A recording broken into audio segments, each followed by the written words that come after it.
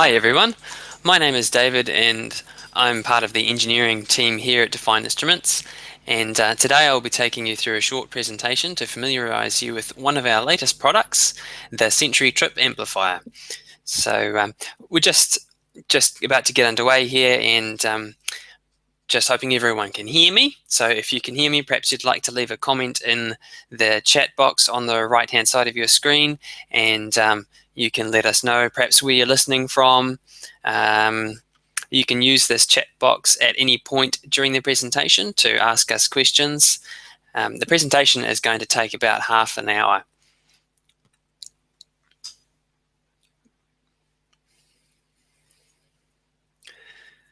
We will also be adding this presentation to our webinar archive that you can find on our website. So if you find the content useful, then feel free to come back and check it out later on. We also have other content up there, and we will be adding to that archive as we go. So stay tuned and keep an eye on that one. Okay, let's get started.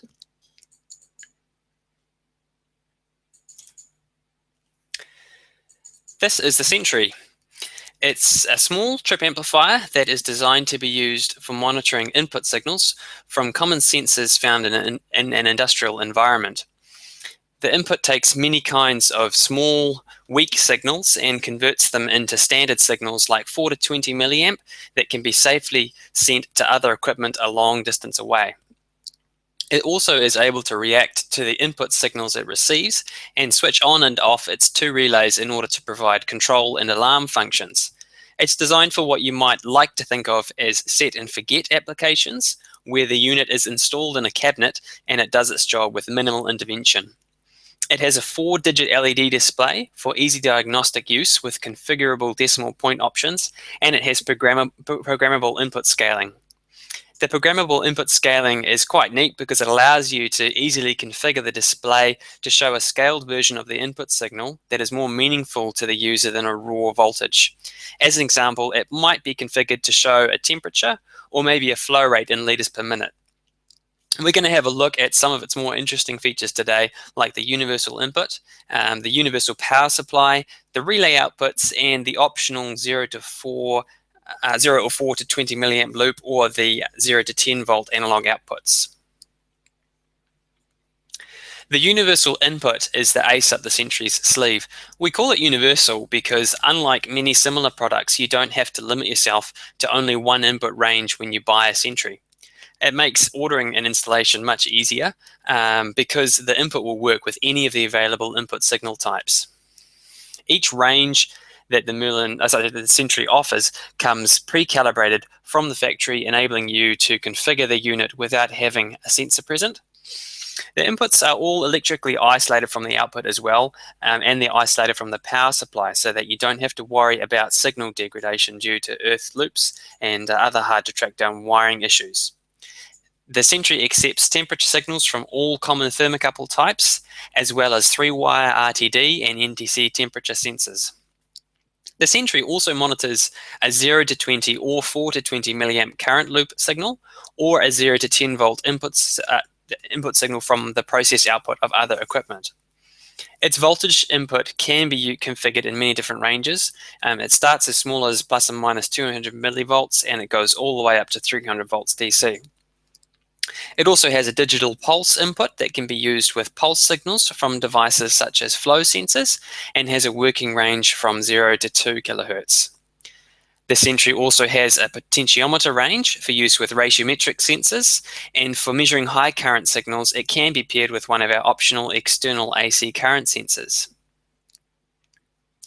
The power supply on the Sentry supports a wide operating range, allowing you to operate the same unit from either 20 volts DC or the AC mains supply with no reconfiguration of the unit.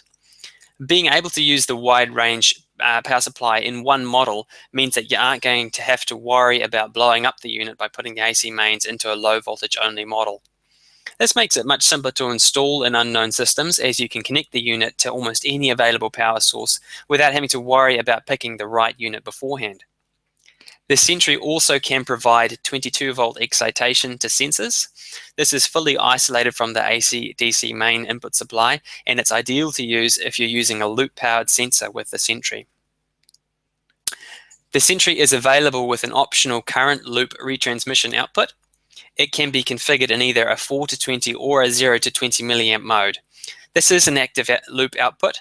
If you don't know what that means, it means that the power for the 4 to 20 milliamp loop comes from the Sentry, so you don't need a separate power supply to power the loop.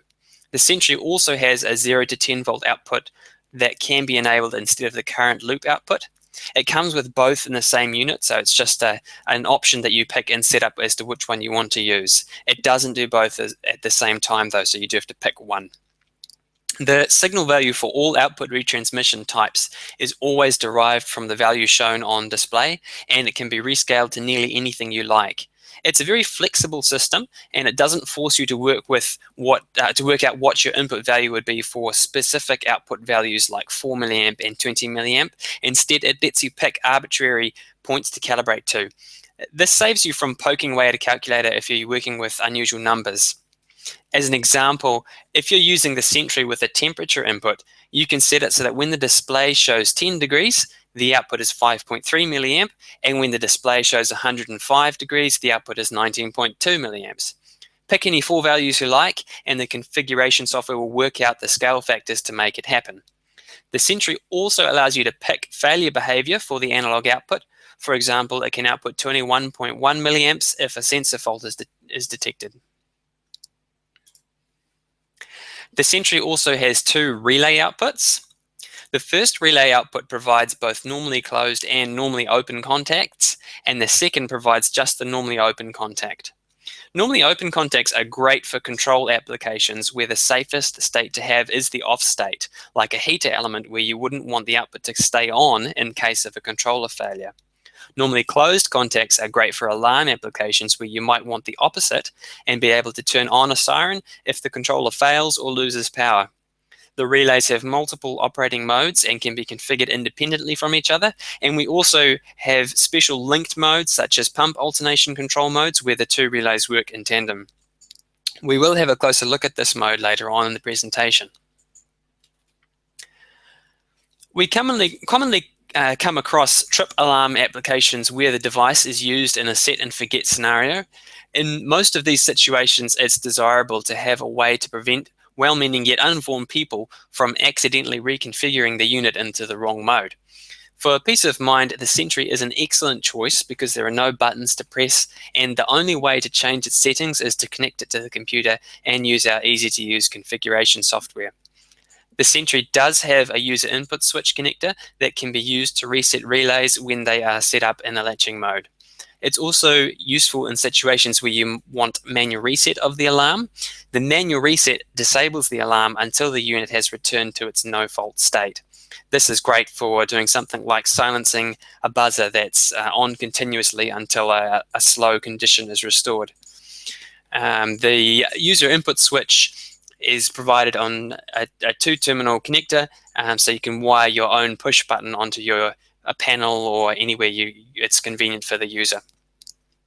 The switch can also be used as a manual 0. When you enable this mode and press the button, for the current input signal will be used as a reference point. The display changes temporarily, and now all measurements are taken relative to the 0 point.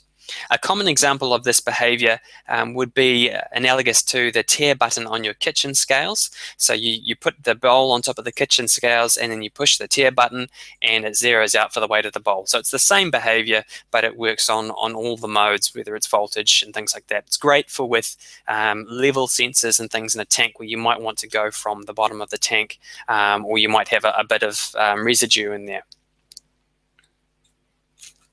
The Sentry is very quick and easy to set up. You don't even need a power supply to configure it, just the USB bridge key, and it will power itself from your computer.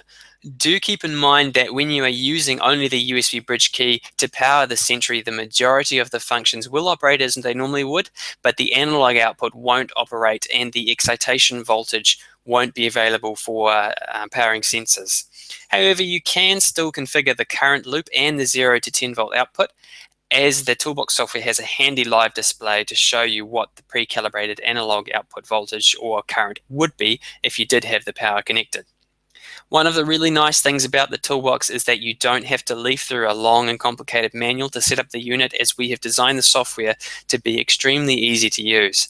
You'll be very pleased to hear that we don't expect you to have to decipher cryptic menus or memorize impossible button combinations. Most things are very intuitive in the software, and if you do find things confusing, the built-in help pane will always update depending on what you click on, and it will show you the relevant information you need to know right there on the screen when you need it. Let's have a look at some application examples, and I will take you through the software and I'll show you how easy it is to use. So the first application example that we're going to have a quick look at is a industrial water bath. So this might be in a chemical process where we want to put some vials in water and have them at a monitored temperature. So an alarm is turned on in this scenario when the temperature exceeds when the temperature drops below a minimum value, and there's also a safety cutout so that the operator doesn't get burnt by the water temperature going too high.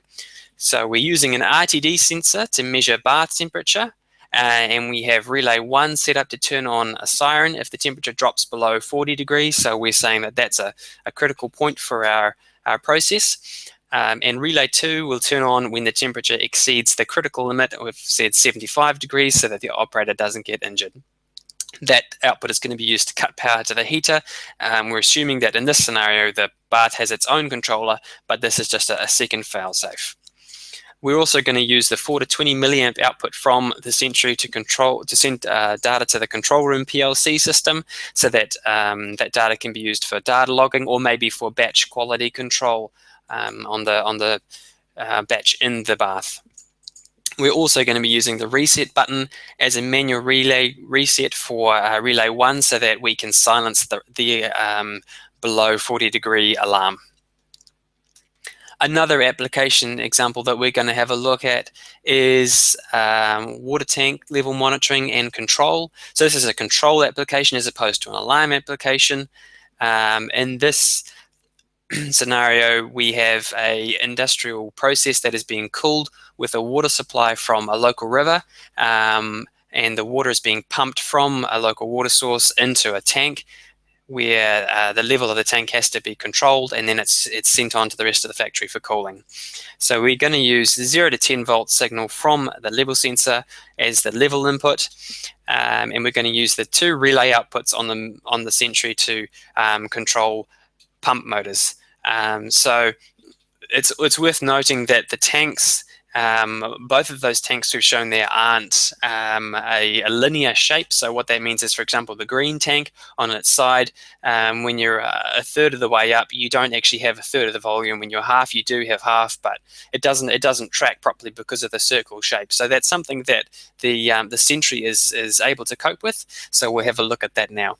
Again, we're also going to use the 4 to 20 milliamp retransmission output to send that level to other devices.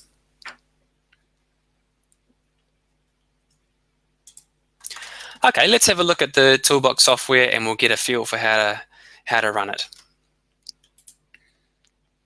So this is the ToolBox software here. This is a cutting edge version. It's not quite released yet. It's got a few new features. One of the really neat things that I'll show you later on is this simulator mode, which lets you run it without having a meter attached. So let's click the green button and we will be able to connect to the device. I have it plugged in via a USB programmer, as you can see down here in the right hand corner. Those are available from us as a programming kit. You can use the one programming kit to program all your devices. So let's click connect. So it automatically finds the Sentry. And this is our starting point for configuring the unit. So one of the first things you might notice is we have a display up here in the top right hand corner. This gray box has got the current value shown from my unit. So I've got it attached to a little RTD simulator here. So if I turn the knob, the number changes. So that gives you an up-to-date view of what the current input signal is. We also have down the bottom here, we have in the bottom left-hand corner a live trace graph, which is currently showing us the input signal. So if I turn this knob drastically, the value jumps up and down, and we can see the signal going all over the place as I change it. That also follows the output as well. So I can see here in red, as I change it again, the output is changing to show me the current output value. On the right-hand side here, you'll see that the page is split in half, and we have what we like to refer to as our interactive help, and there's a wiring diagram up there which shows you how to wire up the unit. There's lots of explanations for how things work, so keep an eye on that as we go through this demonstration, because you'll notice that things change as I click on them. So for example, if I click on the temperature scale here, temperature scale has now jumped up in the help, and it's giving me all of the help I need as I need it. So it'll continue to move around. So this temperature mode would be great for our first application. So to select RTD, we start with picking temperature, and then we can pick which type of temperature probe. Do we want RTD or thermocouple or NTC? So it's all very straightforward and intuitive. But I want to dwell in a bit more detail on the second application. So let's have a look at our level sensor and pump application. So for that application, we want to put the unit in 0 to 10 volts. So to do that, I click on input mode. There's a voltage DC option here.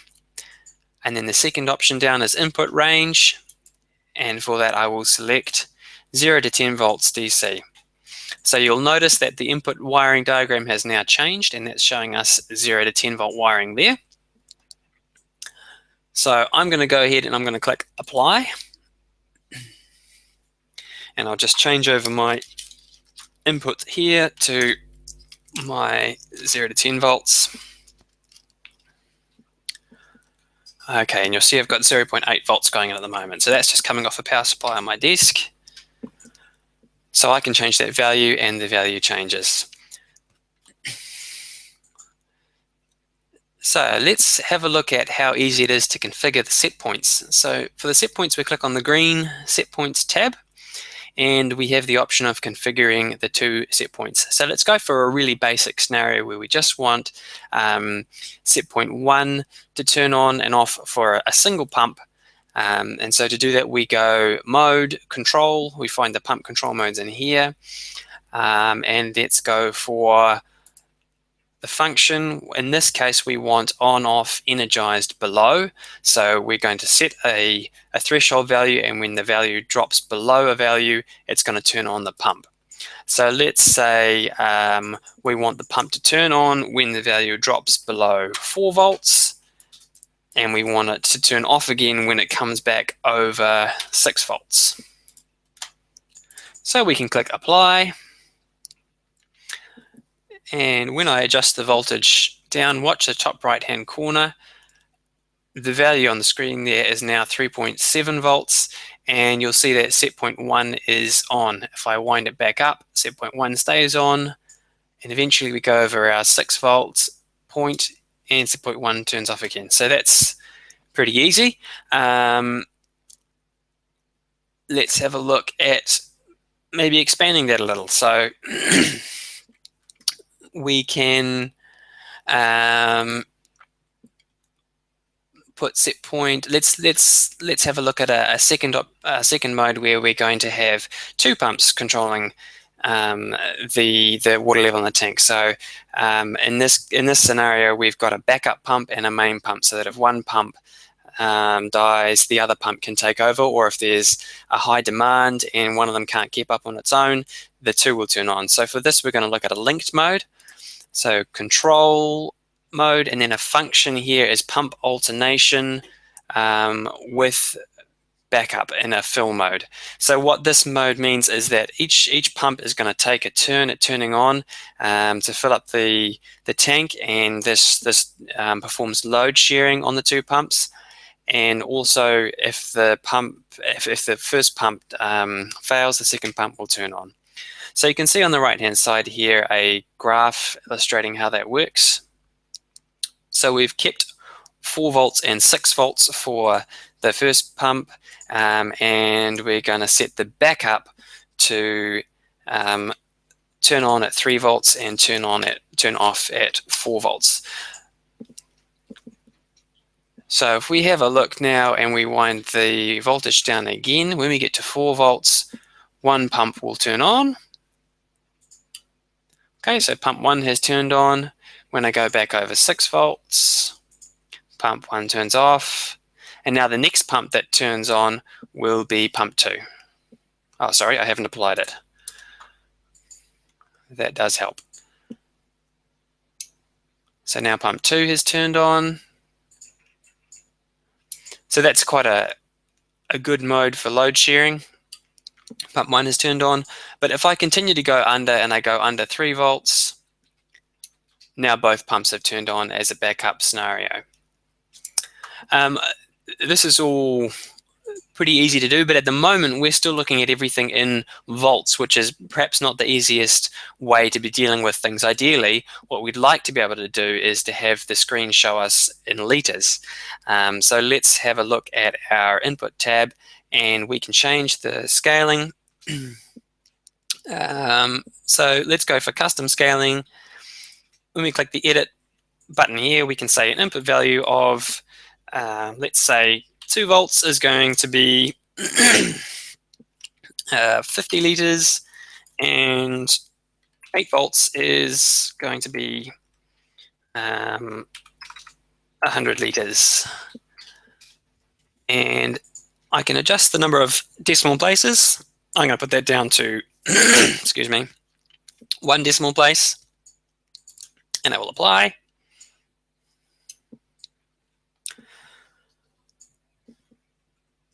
Okay, so now with 5 volts in there, we are showing 75 liters. So we can quite quickly scale things, and we can have things in engineering units. Let's say we're going to use a tank that's round and it's lying on its side, so it's a non-linear tank. We also have the linearization option here under the input tab, which I can turn on, and we can then load in a lin table with different points. So the input points and the output points allow you to scale it to exactly the shape of your tank and to fit the curve to your tank's profile. There's 32 points there available for use. You don't have to use all 32. You can use as many as you like.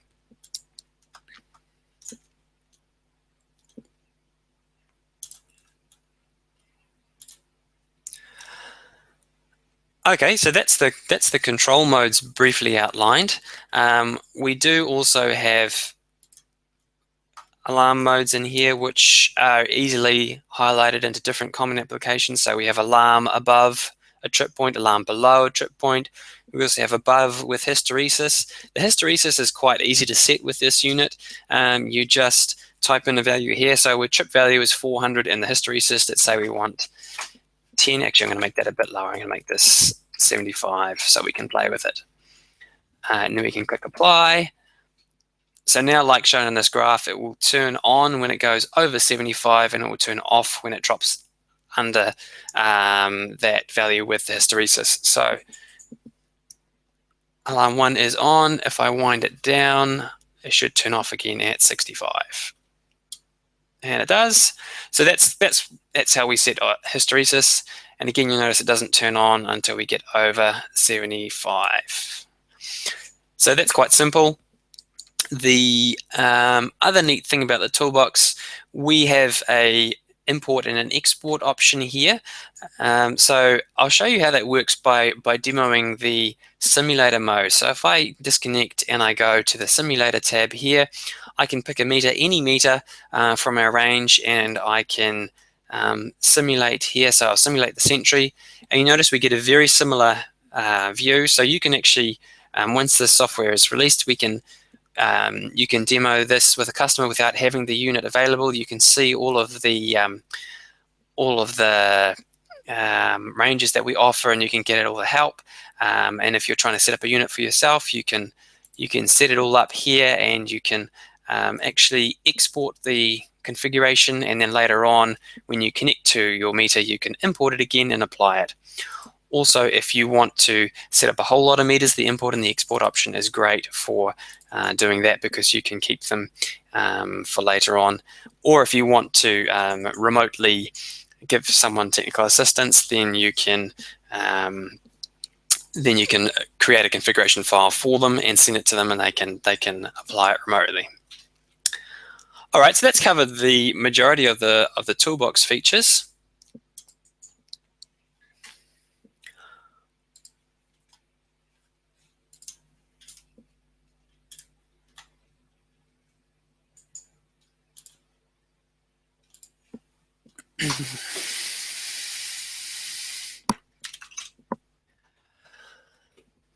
Right, does this all sound familiar? Those of you who are familiar with our products might have noticed a lot of the capabilities of the Sentry overlap those found in our popular Merlin panel mount indicator. When we developed the Sentry, we started from the Merlin, so a lot of the design is actually very closely related. The Sentry has the same input circuitry found in the Merlin, and we've kept the same power supply. This means that any sensor you can get working with the Merlin will be just as easy to get working with the Sentry. Both units work with the toolbox. In fact, a lot of our devices do. The simplicity factor is really important to us. Both devices also have the user switch input, which functions the same way in each case. There are some small differences between the two, so I'll just quickly go through them now. But before I do, we will be answering questions in just a moment, so you might like to start typing in your questions now if you have any.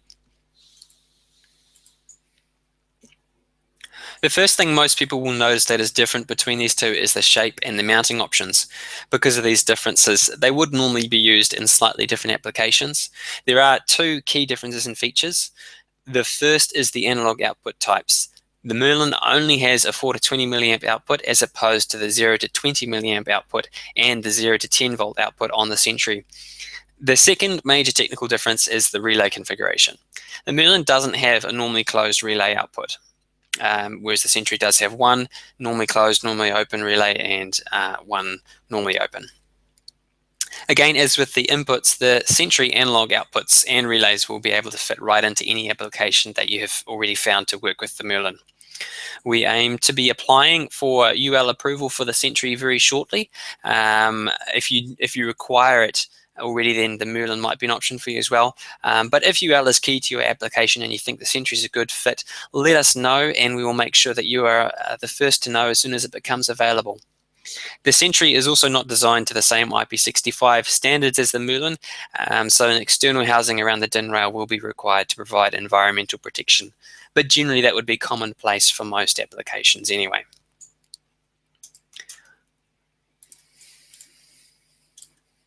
All right, we're going to take some questions now if we have any.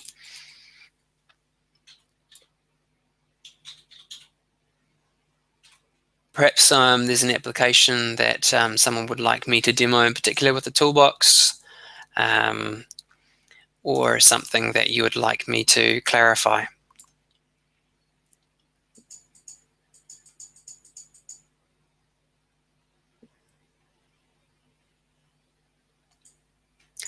Just a reminder that a link for this presentation content will be up on our website. And if you have more questions on the Merlin that I very briefly touched on as well, we will be covering this in a presentation, in our next presentation. And we'll also email you through a link to this presentation very shortly after the webinar has finished. And if you have a particular application in mind, feel free to email that through to us as well.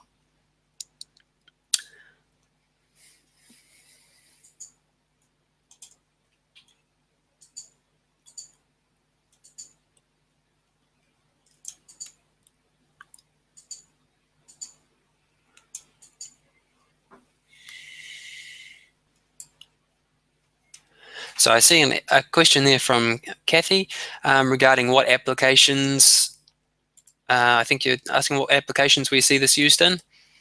And Anthony has commented often temperature alarms. And as I said earlier, generally it's in a set and forget scenario where it would be locked away in a panel somewhere, and it's just sort of doing its job, and it doesn't require a whole lot of user input.